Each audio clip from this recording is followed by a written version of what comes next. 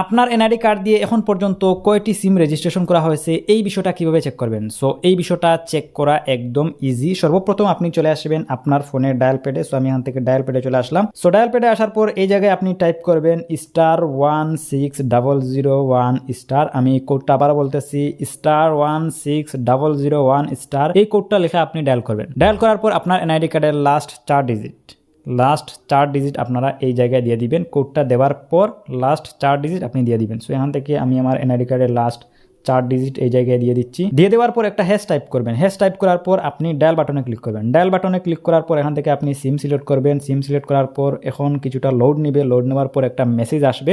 So মেসেজটার জন্য একটু আমরা অপেক্ষা করি। এখান থেকে বলতেছে যে your request is in process. So already একটা মেসেজ চলে আসছে। সো এখান থেকে আমরা ওকে ক্লিক করে বেরিয়ে চলে আসি। সো বেরিয়ে চলে আসার পর এখন আমরা যাব হচ্ছে মেসেজে। সো মেসেজে আসার পর এখান থেকে আপনারা দেখতে পাচ্ছেন যে একটা মেসেজ আসছে। মেসেজটা যদি আমি ওপেন করি, ওপেন করলে এখন দেখতে পাচ্ছেন যে এখান থেকে মেসেজে বলতেছে যে আমার এই এনআইডি কার্ড দিয়ে এখন পর্যন্ত কয়টা সিম রেজিস্ট্রেশন করা হয়েছে। সো এই বিষয়টা আমি জানতে পারতেছি। সো এখান থেকে দেখতে পাচ্ছেন যে টোটাল 1 সিম, এটা হচ্ছে রবি সিম। তারপর সিমের প্রথম 3 ডিজিট দেখাচ্ছে, লাস্ট 3 ডিজিট দেখাচ্ছে, মাঝেরটা এইটা নিরাপত্তার স্বার্থে তারা এটা দেখায় না।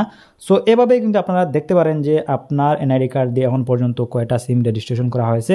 আপনার যদি একাধিক সিম রেজিস্ট্রেশন করা থাকে তাহলে একাধিক মেসেজ আসবে। সো এখান থেকে আমার যেহেতু একটা সিম রেজিস্ট্রেশন করা, তার জন্য এখান থেকে আমার একটাই মেসেজ আসছে। আপনার একাধিক মেসেজ আসবে। প্লাস যেটা সিম আপনার এনআইডি কার্ড দিয়ে রেজিস্ট্রেশন করা হয়েছে প্রত্যেকটা সিমের লাস্ট 3 ডিজিট এবং ফার্স্ট 3 ডিজিট এখান থেকে শো করবে। ঠিক আছে? সো গাইস, এভাবেই কিন্তু আপনারা ইজিলি খুব সহজে আপনি আসলে জানতে পারবেন যে আপনার এনআইডি কার্ড দিয়ে এখন পর্যন্ত কয়টা সিম রেজিস্ট্রেশন করা হয়েছে। সিমের লাস্ট 3 ডিজিটও আপনি দেখতে পারতেছেন। ওকে, ভিডিওটি যদি ভালো লাগে থাকে ভিডিওটিতে একটি লাইক করবেন, কমেন্ট করবেন। এই ধরনের ইনফরমেটিভ ভিডিও কিন্তু আমার এই চ্যানেলে প্রতিনিয়তই কিন্তু আপলোড হচ্ছে। সো আপনারা যদি এই ধরনের ভিডিও যদি মিস করতে না চান তাহলে আমার এই চ্যানেলটা আপনারা সাবস্ক্রাইব করে রাখতে পারেন। আজকের মতো আমি মিজান খানে বিদায় নিচ্ছি। দেখা হবে পরবর্তী ভিডিওতে। আল্লাহ হাফিজ।